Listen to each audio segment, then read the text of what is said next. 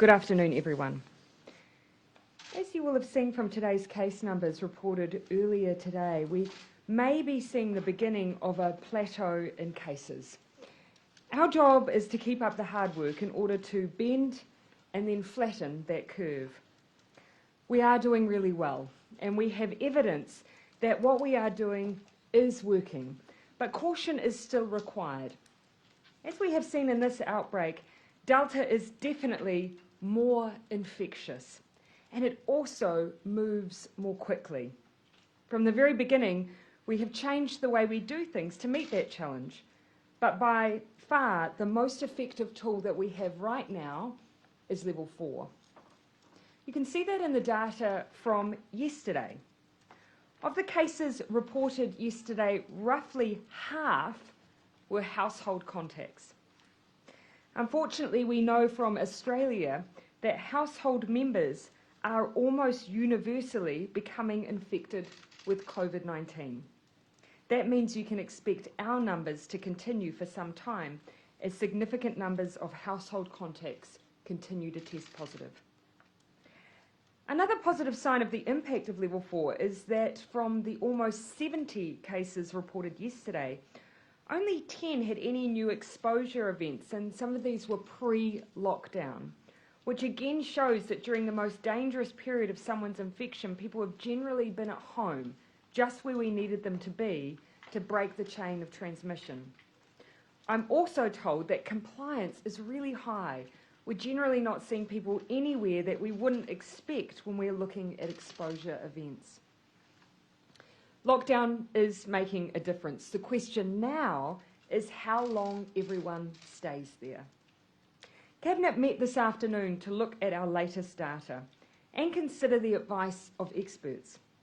Based on all the information in front of us and of the advice of Dr. Bloomfield, Cabinet has decided that all of New Zealand south of the Auckland boundary will move to level 3 at 11:59 p.m. on Tuesday, August 31. We'll review these settings at Cabinet a week later on Monday, the 6th of September. For those in Auckland and Northland, so from the southern Auckland boundary to the very top of the country, you will remain in level 4. At Cabinet this coming Monday, the 30th of August, we'll consider how long Auckland and Northland will continue to remain in level 4 before we review those settings again. We'll use the data we will have from a full 2 weeks of lockdown. That will put us in the best possible position to give you as much certainty about the future as we can. But I do want to indicate now that based on the size of the outbreak, which is larger than August last year and potentially closer in scale to our original outbreak at the beginning of 2020, the number of daily cases we are seeing, and the need to see a sustained reduction in cases before moving alert levels, it is likely at this stage that Auckland will remain at level 4 for a period of a further 2 weeks. This is so we can get Delta under control and reopen fully and safely. We simply can't do that if we still have a lot of Delta circulating in the community. To move safely down, we will need to be confident we've stamped it out and have cases contained and isolated. I know there will be a couple of basic questions about these decisions, so let me cover them off quickly now. Firstly, some of you will want to know why we have included Northland in a continuation of level 4 at this stage. We've made that decision because of the recent case in Warkworth and the need for more data and further contact tracing in order to better assess the risk there. Although Warkworth has been included in the Auckland boundary in the past, we're concerned about the potential movement of people through that part of the country on northbound journeys. We're also concerned that one of the exposure sites in Warkworth, while closed to the public, is a relatively large workplace. We want to be as careful as possible, and I hope the good people of Northland understand why we want to move with care given those common transit routes. That is not to say that Northland and Auckland will continue to be treated the same way in the long term. That is unlikely, but we're not in a position to give an exact time frame just yet. When we confirm Auckland settings in a few days' time, this coming Monday, we'll update you on our thinking for the region. And again, a reminder to Aucklanders that firm decision of how long you'll be in alert level 4 we have not made yet. What we're giving at this stage is our most likely scenarios. That update will again be on Monday. The second question people may ask is, why are we keeping the rest of the country at level 4 for a few extra days, especially the South Island? 3 reasons. The first is that will give us the confidence of an almost full 14-day cycle since our first case was discovered, especially given we had contacts across all parts of the country and over 300 in the South Island. The second reason is that we do have cases in Wellington that, while currently contained, did have contacts that have further testing due over the coming days.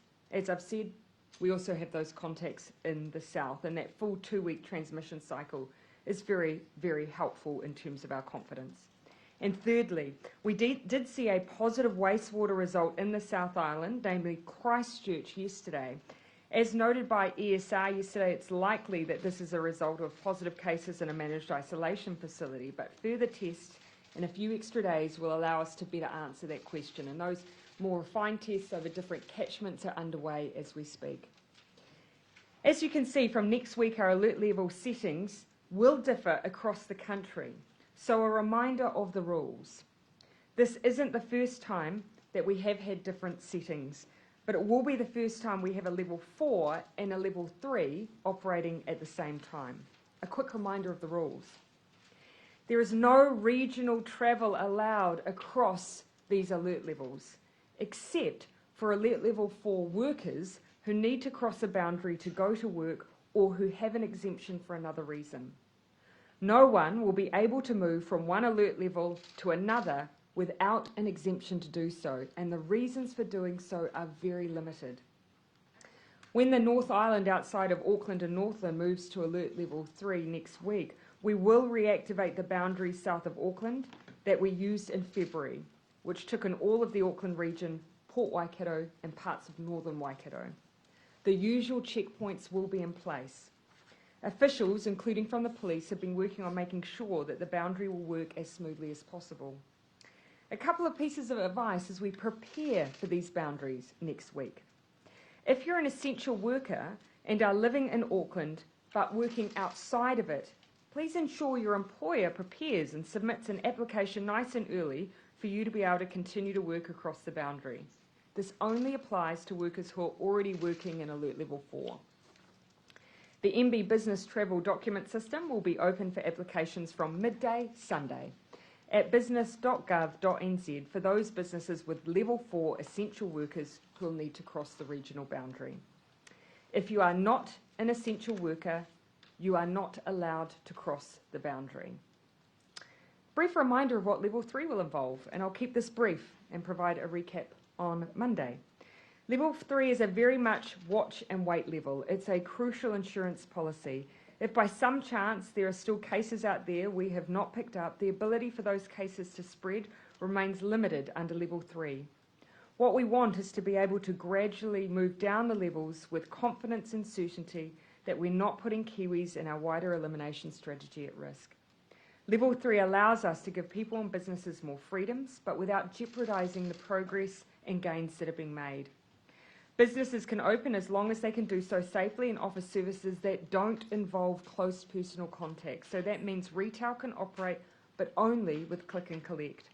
The same goes for things like takeaways. This can only be accessed via delivery, drive-through or contactless pickup.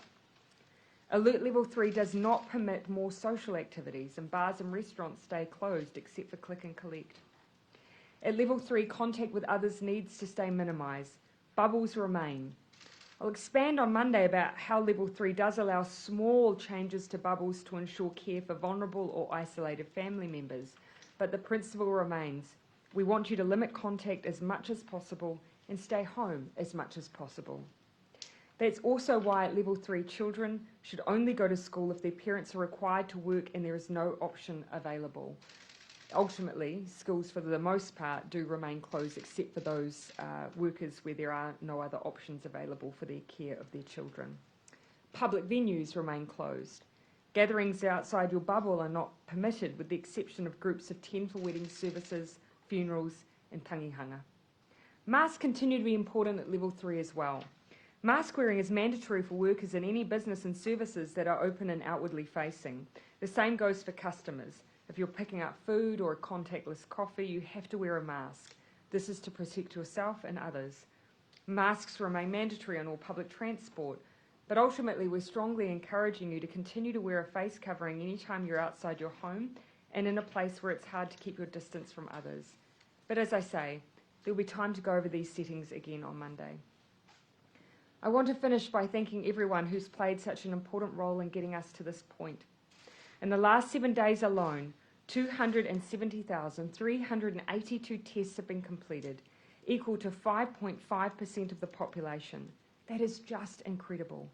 Each test provides an important part of the puzzle and makes our job that much easier. Every test has helped keep the team of 5 million safe. Now, we just need to keep going. Happy to take your questions. Jenna. With Delta, do you envisage us having to get closer to 0 cases before Auckland can come out of level 4? One of the things I want to really strongly convey, especially to everyone in Auckland, is that previously we used 4 and 3 together. Now you're seeing that we're using 4 to try and do the bulk of the heavy lifting for us. And the reason we're doing that is because we think that is the most effective and least risky place for us to do that heavy lifting. You'll already see that this moves faster, it's more infectious.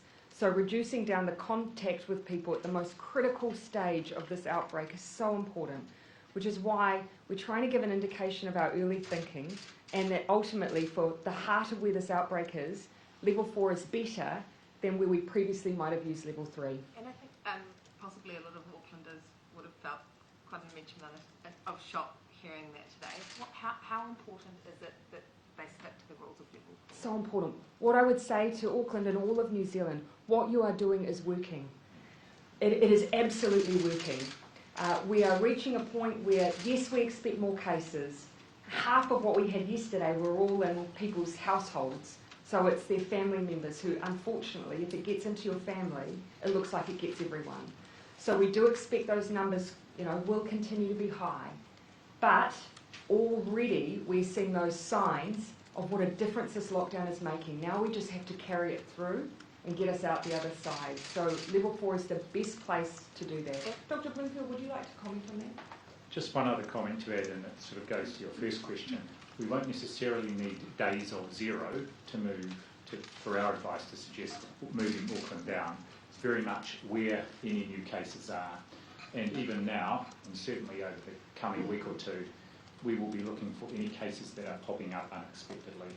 Cases that are already in isolation or sort of expected because they're part of household bubbles won't present any risk to the community. The one final thing, if I may, we as a cabinet and with Dr. Bloomfield, because he presents to us directly and he stays for the conversation. And we really grappled with today what kind of indication to share with Auckland. But the indications from health are already there that this is likely to be required. So we wanted to share. That's been shared with us. We're now sharing it with you. We feel like we need to give us as much clarity around our thinking as we can, but we will talk again about what we actually lock in as a decision again on Monday. And the wage subsidy has been paid out as a 2-week lump sum. It goes in 2-week blocks. Yeah. I'm assuming that will be extended for... Yes, so it continues to be available in 2-week blocks. There is a reapplication every 2 weeks, and in part that's because some people will be in parts of the country where their status and situation may change. They might be a business that can operate fully at level 3. But as you can see, our granting is very, very quick, and it will continue to be very, very rapid. We've had reports of people, families with COVID who are struggling, isolating at home while they have tested positive, waiting to get into quarantine in particular. Can you give us an idea of how bad that problem is and how much of a risk that could be posing if they are not able to get quickly into quarantine? We are moving all of them into quarantine. So I'll perhaps start with a bit of an outline of the capacity that we have. We have 274 rooms designated for quarantine across the country. 285 rooms available for close contacts also. we do still have available rooms, and we're bringing on more than 200 as of this afternoon as well. And some family members are isolating together. The delay is not because of capacity, it's because we use a specialist team who transport, as you can imagine, transporting COVID positive cases needs to be done very carefully. We have people trained for that. We use them in our existing network for transporting people from a managed isolation facility to the jet park, and we're using that same team. So because we are just getting so many contacts in a new day, sometimes it's taking a bit of time to get everyone into a facility. But is that posing any risk, particularly because if we've got, for example, large families and cramped conditions or not ideal conditions, does that make it even more difficult for those families? So the very unfortunate piece of information that has been provided to me is that family members are giving it to one another when they're asymptomatic. So even in some cases before they even know they have COVID, they've already passed it on to their family. So I don't believe it's posing any greater risk than has already been posed over the days prior. Those families also know, of course, from the point that they're tested, that they're not able to leave their homes. So I don't believe it poses any further risk to wider community. Our families have been really good at following all of the guidance. The thing that we want to do, though, is move those people into those facilities, because then we can provide good health care as well. And we are seeing people that are often quite unwell, so we can provide that health care, meet all those welfare needs in our quarantine facilities. With the increase in cases that you talked about in Auckland, is that going to become a bigger problem? And are you going to be able to put greater capacity into supporting those families and their faster support into maybe a more suitable place for them to be quarantined other than at home instead of not always ideal circumstances for them? So no issue outside of Auckland. Auckland, we have had to bring on extra facilities, one for contacts and one additional that has over 200 rooms available, and we've done that today.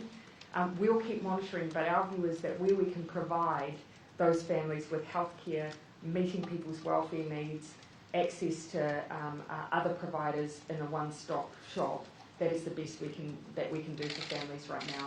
On the safety concerns, Dr. Bloomfield, you might want to say something. Yes, just to add that it doesn't present any further risk if those people are isolating at home, and recalling that even our contacts self-isolate separate from the bubble, other people in their bubble. The point you've made is sometimes the family group is quite large, and so it's harder to do that. So those are the families that are prioritised for being moved. And also, very early on, the very first discussion is to make sure that any welfare or other needs that they may have are being met. And the only other point I would make is that some of the people being shifted to our facilities for contacts who can't safely isolate at home are for people who we have a strong feeling they will become cases. So those people are automatically moved in as well if there's a strong sense they may have already been infected within their family bubble. Mikey? A worker at an Auckland rest home has tested positive for COVID. How concerned are you given our experience from previous outbreaks and what's being done to protect residents? That's in Auckland? Sorry, just clarifying your question. Yeah. So you will have seen that we have, connected to our Warkworth case, you will have seen that we do have an essential worker that works in an aged care facility who is fully vaccinated, who has tested positive. Across our aged care facilities, you remember that we prioritised those facilities and workforce for testing. Across that network in the Auckland northern region, my recollection is that we have an 88% of residents across the Auckland metro region who were vaccinated with their first dose. Across Northland, 78%. My understanding is for this particular facility in question, at the time that we had vaccinations offered, the uptake rate for first dose was around 73%. Dr. Bloomfield can speak to the fact that sometimes why that rate might not be 100%, and also what else he knows of this case.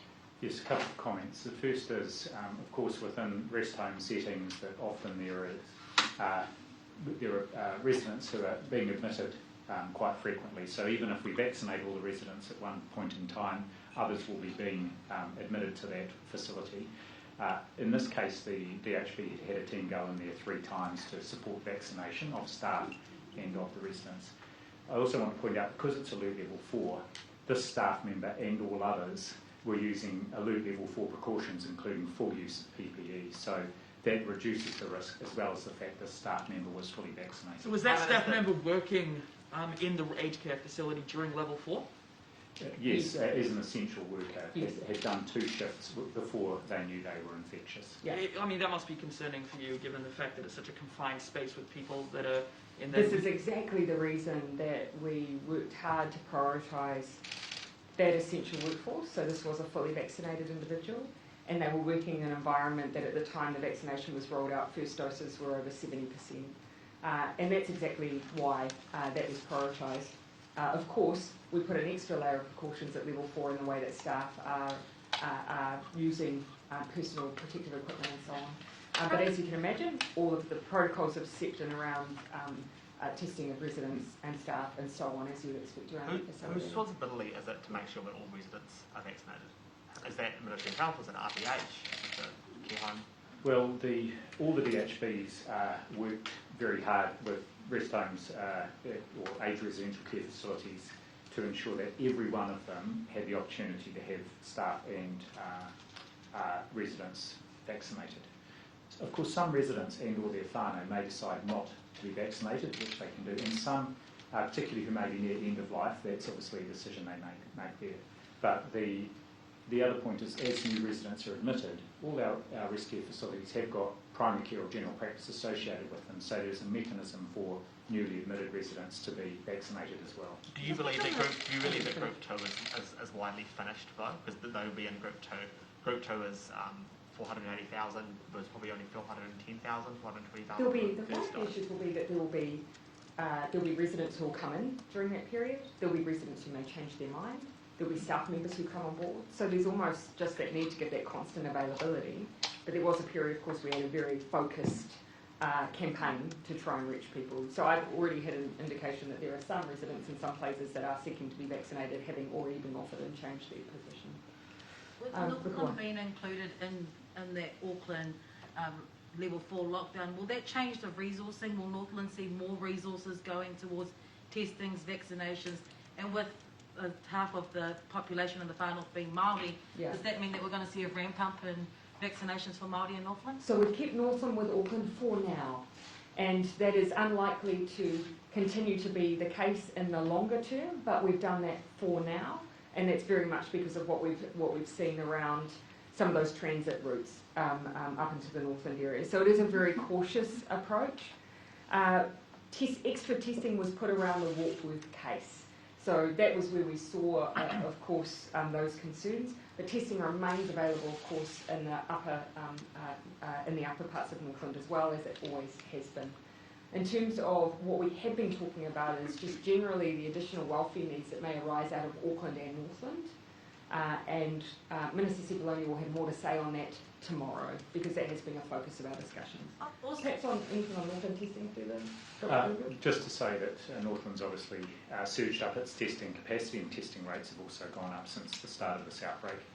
And I guess it's a message to anyone, anywhere in the country, these next couple of days, if you have symptoms wherever you are, get a test, the sooner the better, because then we can process it and we've got as much information as possible to inform. Can I say that as well for the South Island and for other parts of the country? We've given you an indication of what our intention to do is on Tuesday, but we absolutely still want symptomatic people tested.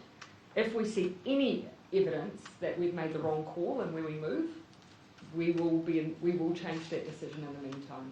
But what gives us extra confidence is if symptomatic people go out and get tested, and we just keep those rates of testing up. also yesterday you mentioned seeing numbers on the homeless that have been had received the vaccination. Oh, We've reached forgive out me. to the ministry and asked them for those numbers. They haven't made them Oh, available forgive me. yet. So do you recall them? Yeah, I'm looking down I recall that one of them, I recall a handful of them, but I wouldn't want to attribute to them to the wrong community organisation.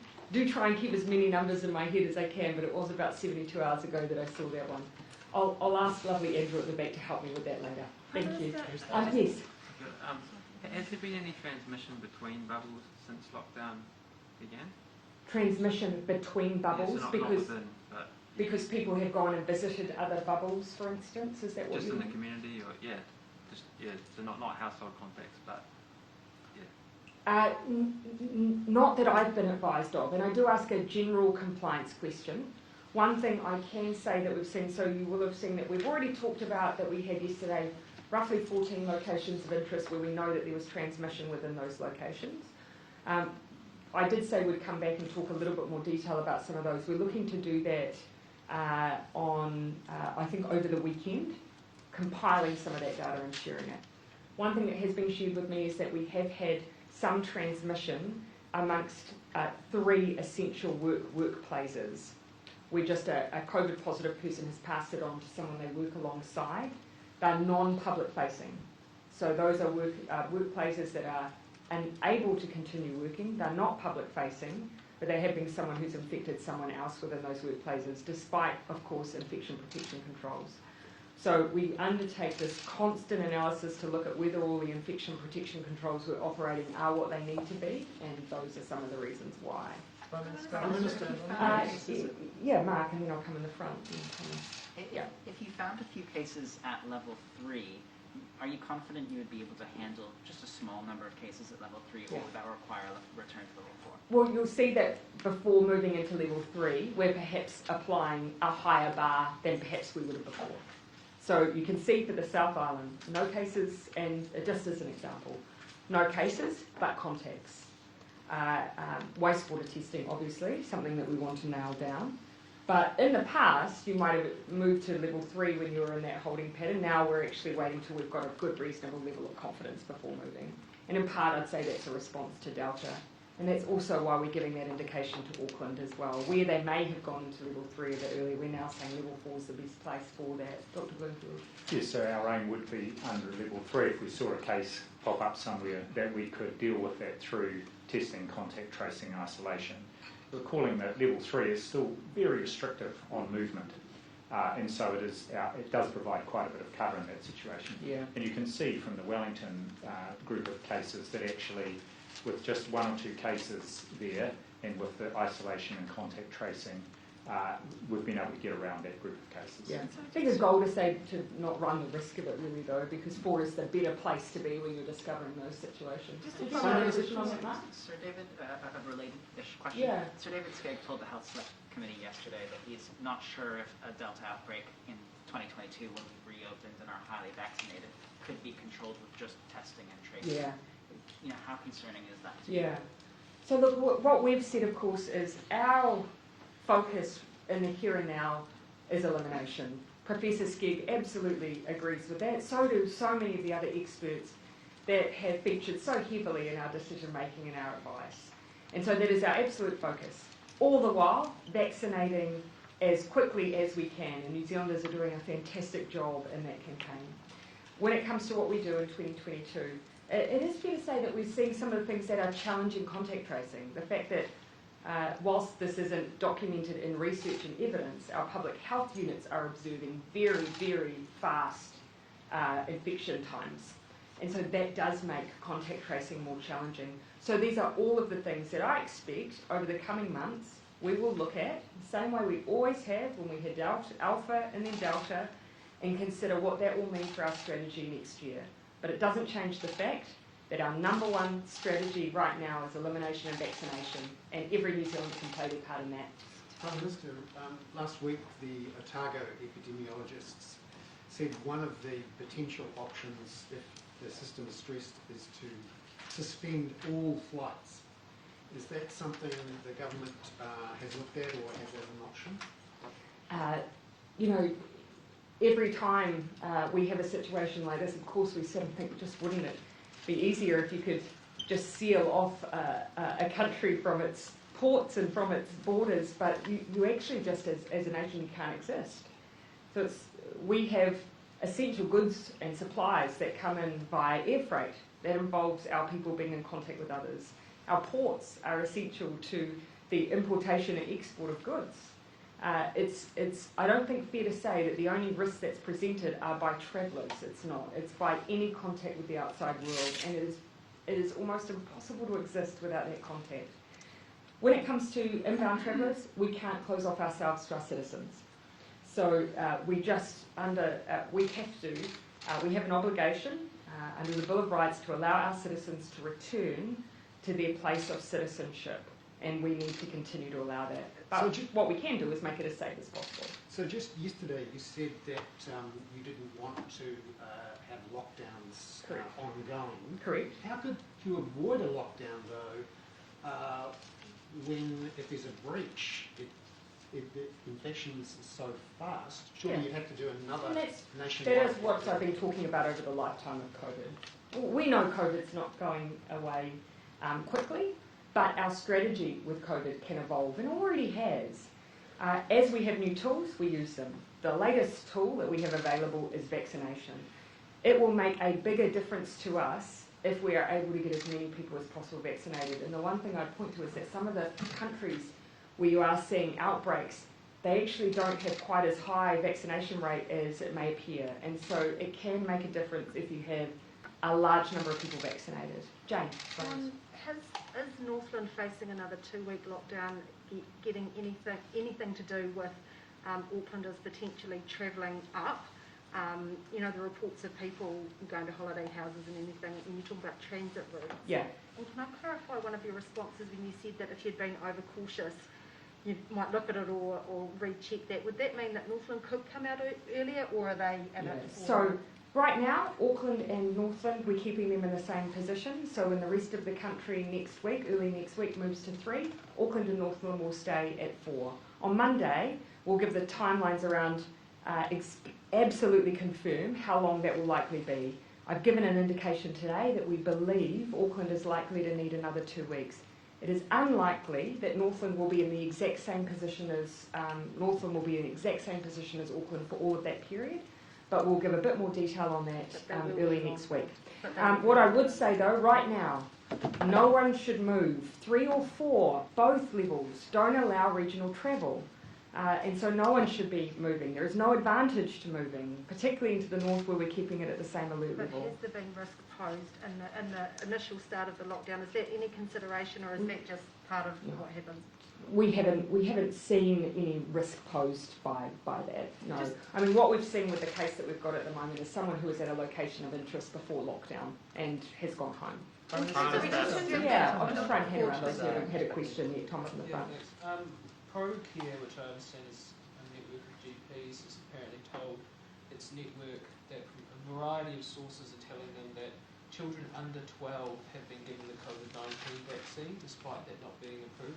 Are either of you aware of this, and what's your response to that? I couldn't comment on that, Dr. Woodville. I'm certainly not aware of it, so I'll follow that up. But what I would say is that the COVID immunisation register has a very clear cut-off, and so unless the date of birth put in there is over the, it means that the person is 12 or over, then they cannot cannot be included in the COVID immunisation register. And also there is a requirement on the staff who are registering people to make sure they are checking the age and verifying the age. Presumably, if that was happening, I mean, I'm not implying it's simply a mistake. It could be the case that some GPs are taking it on their own to. Presumably they wouldn't be registering as children. I mean, so you're saying that there's somehow some kind of well, I'm not fully black sure. market of vaccinations for children. So what I would say is we are watching the evidence very, very closely for efficacy and safety in children under 12, and we will be moving quickly to provide advice to government when that evidence becomes available. And one of the reasons why we keep strongly supporting an elimination strategy is because we want to have that evidence and to be able to vaccinate our under 12s. But in the meantime, we have plenty of people who we need to vaccinate 12 and over, and parents should not be seeking vaccination for their children under 12 because the evidence is not yet there. Prime Minister, on vaccine. I'm going to come across here and then sweep back then. Thank you. The airlines have different views on the Trans-Tasman bubble, which is of course coming up for review in the next couple of weeks after that initial 8-week pause. Qantas says it doesn't expect to be able to fly until mid-December. Air New Zealand says it might be back by November, but not under the bubble arrangement. So are you giving advice to the airlines on what to expect? Where do you think this is coming from? And what do you No, we haven't received any advice, so we've given no advice. And as you can imagine right now, that is just not where our thinking is at. I mean, we're obviously trying to ensure that we're looking after all New Zealanders, getting us back to the best position possible. it's very clear that a bubble right now is just not a goer. But of course, we'll stick to the timelines we had. End of September, we're going to look at those settings and just give just a bit of a long-term view as to what is going to happen. Because I know a lot of people are hanging on those decisions for their long-term plans. End of September or start of September? Oh, forgive me. I believe it was the end of September from memory. Okay, can I ask as well, is there an ambition, because there are 5 Australian states or territories that recorded 0 cases today, is there an ambition to reopen? And let's be clear, those states would not open to us right now. Indeed, yes, Yeah. but because you are despite trying what's to said, eliminate they are those. running pretty much an elimination strategy. My question casts into the future, because of course you're trying to eliminate the virus and are likely to, Yes. every touching wood. Is there an ambition to reopen before Christmas? That wasn't wood, but I appreciate the sentiment. Look, too soon for us to say. And I would say it's not just up to us. Those states have for the most part, an elimination strategy themselves. They'll want to make sure that they're open to countries they consider to be safe. So it does all feel a bit premature right now. What we will do at the end of September, though, is just give an indication of where we think things are heading, because people are planning around that. We need to give them some long-term certainty as much as we can. I'll come back to Vikwa, and then I'll come back through the tallies. Yeah. Sorry. So can you just confirm whether or not the government has a vaccination rollout plan specific for the homeless, and if not, is the government purely relying on the city missions and the like to vaccinate the homeless community? So we work with the providers who have direct staff that interface with the homeless community. So already, for instance, the Auckland City Mission have GP services that they offer to their people. They have trusted relationships. They already have contact with that community, and they are the best place to offer it. So our vaccination team have been working with those providers to ensure that we reach the chronically Māori homeless. vaccination plan is quite similar. The Hauora Māori have the relationships with the community, but the government still had a plan, still had something to go with. So does the homeless community have something like that in place? Some of the homeless community have already been vaccinated, so that demonstrates that yes, we had absolutely an ambition to ensure that we were reaching that vulnerable community. Because actually anywhere we identified vulnerability, they were amongst those first. Where it's a bit different has been for state housing, for instance. So we really honed in on those who were highly vulnerable, chronically homeless, and had existing relationships with social services. Yeah. Yes. Dr. Bloomfield, just on contact tracing, you would have heard the AOG church spokesperson talk about how for many of the congregation, English is their second language, and some people will even contact them more than once. What are you going to do to fix those issues around contact tracing, particularly for Pacific people who may not have English as their first language? Well, 2 things. The first is our working with the Pacific providers there in South Auckland, who have been heavily involved in engaging with the community and establishing a special pop-up testing centre there to both do the testing and provide information. But secondly, our providers of the contact tracing service, including Healthline, but also our other providers, have several hundred operators who do speak a range of Pacific languages, including many who speak Samoan. Do you have that data? Because I did ask a couple of days ago about how many Pacific-speaking contact tracers. Do you have that data on you at all? I don't have it here, but I've got someone in the room here, and they will follow up with you straight after this. Are you confident you have the capacity to be able to cater to the Pacific population for who don't have English as their first language? Very confident we've got the capacity and the mechanisms in place to ensure that community has got the information they need. Sorry, can I go?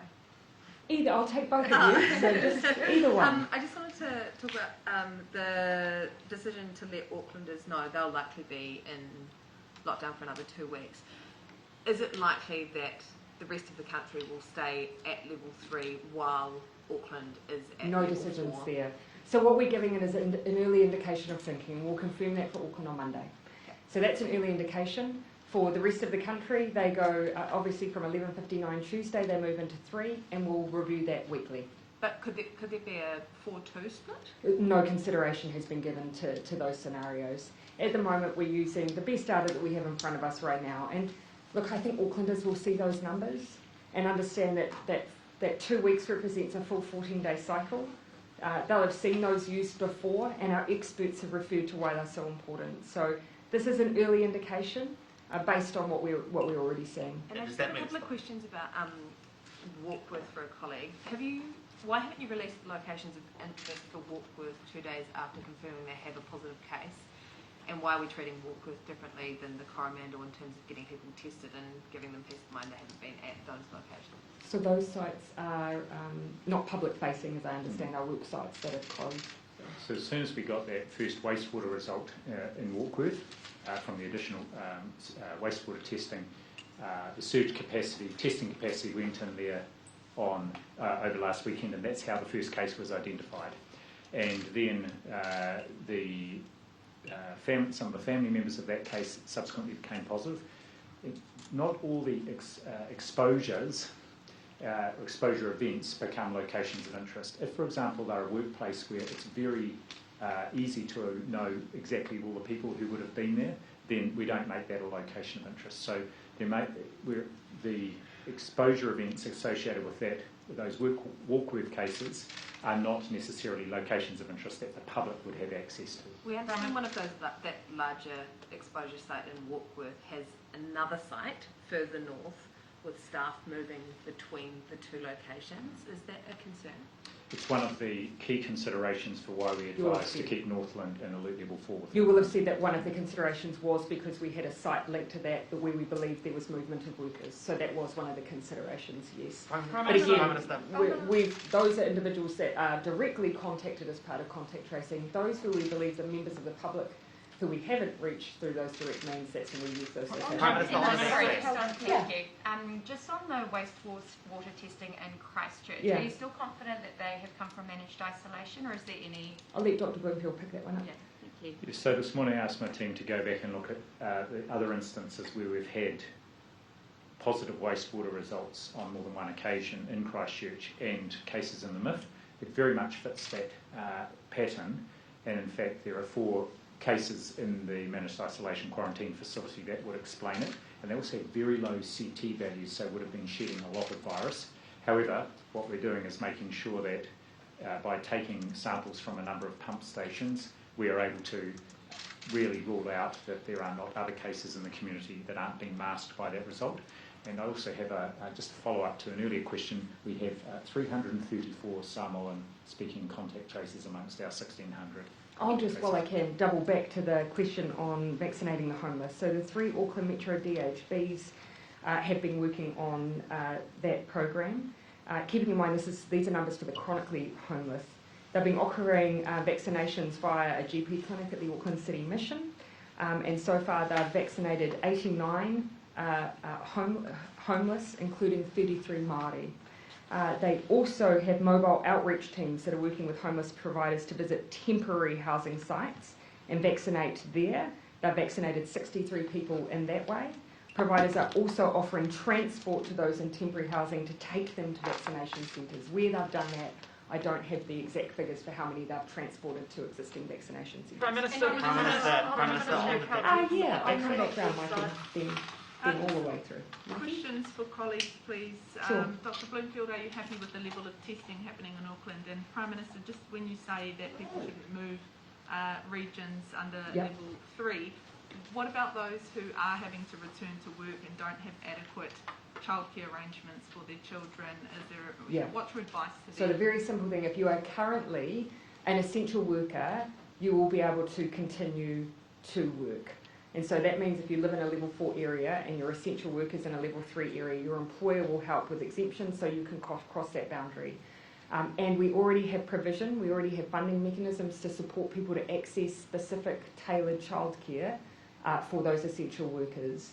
And we'll have some more announcements to say how we're continuing to allow that. Specifically asking for level 3 workers who are going to have to go back to work under level 3 and don't have adequate childcare arrangements. Remember, for level 3, at level 3, people are able, in those emergency situations where they have no other way to find care, they are able to access their ECEs, and there are minor arrangements that can be made to someone's bubble in order to ensure care for the vulnerable and dependent, but they must be exclusive, and that is only for level 3. And I'll expand a bit more on the detail of that on Monday, but they're the same settings that we've had in the past. One thing I'll quickly clarify, if you live in Auckland, you're currently not working, but the place that you work is going to be in a level 3 area, and the place you work will be opening when they move to level 3. You will not be able to travel from level 4 over to that level 3 work site.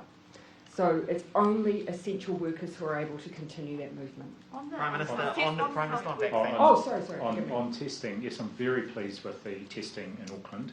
As of this morning, nearly 10% of people who live in Tamaki Makaurau had been tested since the start of the outbreak, and over 12% of our Pacific community there. So I think that's a fantastic result. On the health website, locations of active cases, there's a category called Other, and there are 163 people listed as in that category. Can you explain where they would be? I believe that they might be those situations where they're not publicly facing, but Dr. Blue? Is that, sorry, like, is this for places? Yeah, so it's on the locations of active cases, and there's 145 in managed isolation, managed facilities, 17 in hospital, and then at the bottom there's a category 163. Oh, sorry, forgive me, something completely Right, different. so those would be people who would be in the process of being taken to a managed isolation facility, although I suspect that the website would probably have a lag on that. The website would have a lag. So they would be the people that we were talking about at the start in terms of in the process of being... Possibly, I wouldn't want to hazard a guess. Can we come back to you on that? Because we do move people through once we have notification as quickly as we can. Obviously, moving them is a faster process than probably updating the website. We have sought clarification from the Ministry. Can we seek extra specific clarification about what that category is and who they would be after? Yes, we can do that. Prime Minister, on the vaccine, 90,000 doses. Yes. Over your weekly average, you could probably just skate by without running out of supply. But if you had a lot more days of 80 plus on the current kind of weekly shipments, you would run out. Have you talked to Pfizer about getting larger weekly shipments, or are you looking to use the booking system to trim down the amount of vaccines every day? And the second question, transmission rate. Do you have an estimate of the effective transmission rate currently under level 4? Is it below 1? I don't have that figure, I'm sorry, and it does get recalibrated, of course, every time we get new daily figures coming in, and I haven't checked any of the modelling in the last 24 hours. On vaccination, you're right, we are vaccinating at an extraordinary rate. We do receive our doses from Pfizer weekly, and you'll recall that we did flag that actually when we start getting very large shipments in October, and in the intervening period, you'll know, of course, that we've modelled around, very high rates, but what we're seeing at the moment is extraordinary. So we're working hard on a strategy at the moment to accommodate that growth, and I'll look to give you an update perhaps next week on that. In the meantime, you know that I love to hold up a good graph. Just for the memes. But this black line is New Zealand plotted against Australia, Canada, the US and the UK against their peak periods of vaccination, and it's against a percentage of population to try and make it a fair comparison.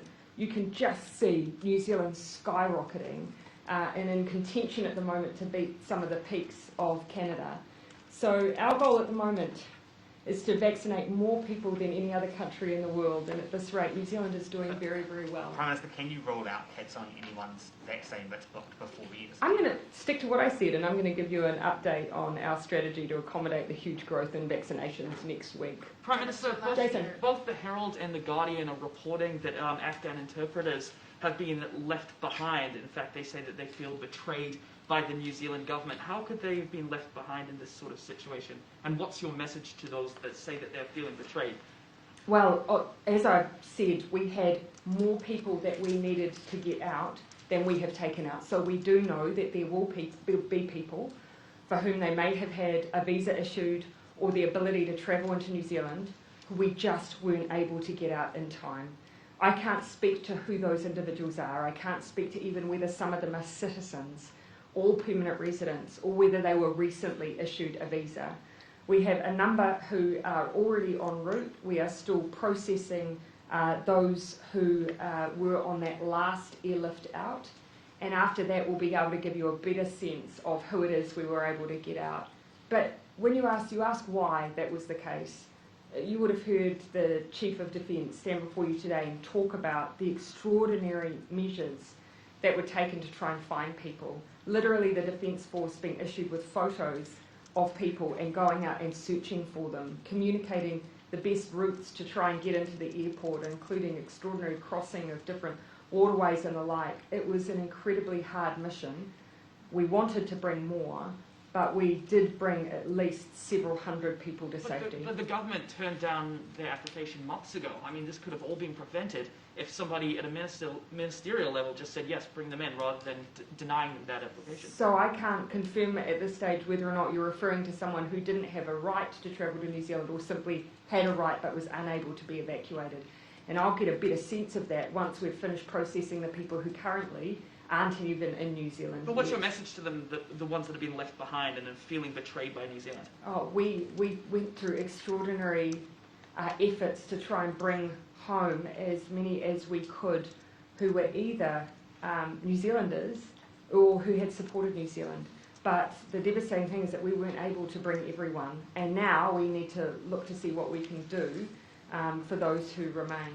I'm just mindful of who I haven't perhaps known. So I'm going to take maybe three more. Mark, and then Thomas. In April last year, when some parts of the country had gone quite a while without a new case, and there were still cases cropping up in other parts of the country, the government decided not to move down alert levels regionally because they were worried there might be some cooperation issues if some people, say in Auckland, saw others having much lower restrictions. Is that something that you're worried about this time? Obviously, we've done that since, but level 4. Yeah, right at the beginning, we were worried about the management of boundaries, right, very, very early on. And since then, we've operated boundaries under some challenging conditions where actually you've been able to have regional movement. Under 3 and 4, regional movement is not allowed under either of those settings. So much easier when you've got a 3 and 4 boundary, and that's what we've never had a 3 and 4 boundary before. So I do expect that to be easier. The police will be engaged on those boundaries, though.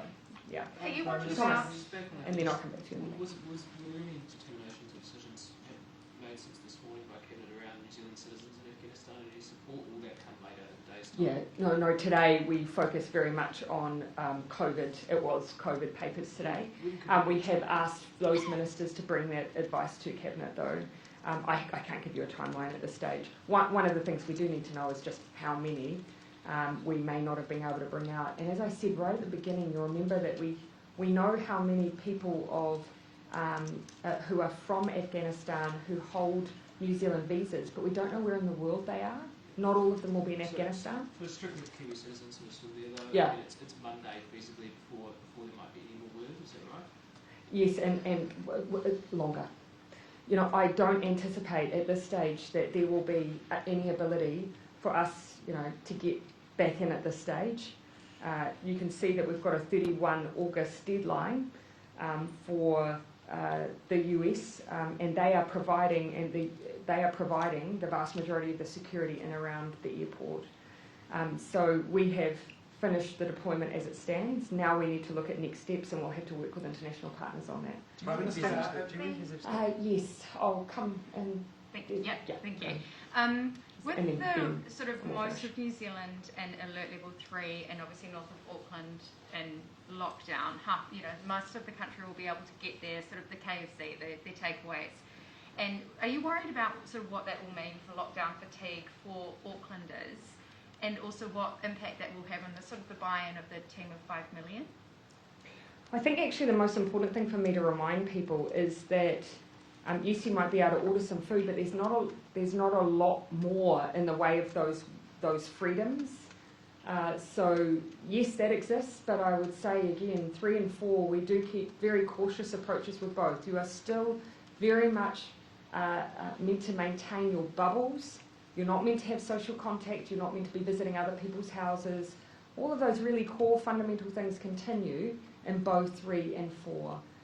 But what I'd also say to Auckland, everyone continues to be with you, and 3, yes, has restrictions.